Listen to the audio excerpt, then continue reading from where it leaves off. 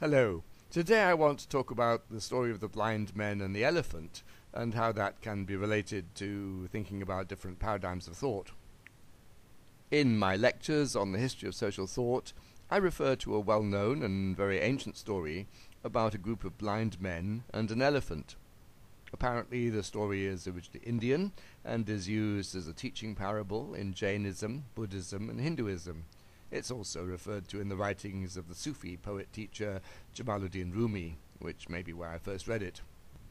The story is told with some variations, but the basic element is about a group of blind men who encounter an elephant, and each individually then tries to describe it.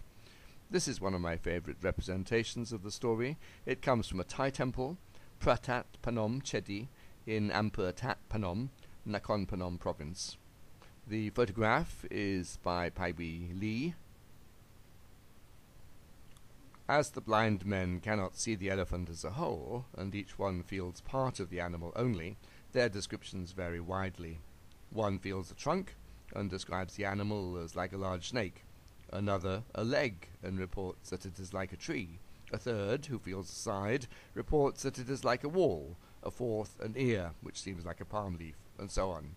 They argue about which one of them is correct, and in some versions of the story come to blows.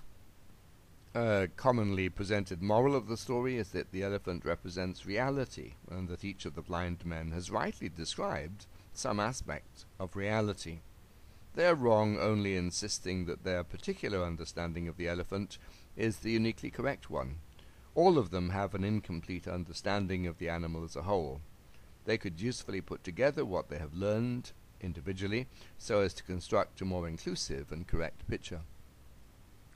This seems a useful concept which we can adopt in looking at the complex history of social and political thought, and indeed at the quite different insights offered by the different social and human sciences, sociology, psychology, economics, and so on, and by the various and often competing schools of thought within each one. It may well be that more understanding can be gained by looking at the same aspect of human reality from different vantage points rather than just one, and that a range of frameworks of thought can be useful. Sociology and psychology, for example, can provide different and complementary insights into the process of child development or the impact of poverty on individuals and communities. Within sociology, the insights of Durkheim and Weber can both be employed. That is not to say that all viewpoints are equally valid or insightful, only that reality is commonly more complex than can be encompassed by a single view. We have to be both constructively critical of the frameworks of knowledge that we do employ, and open to the possibility that other and alternative frameworks may shed light on whatever it is that we wish to study. Thank you for listening.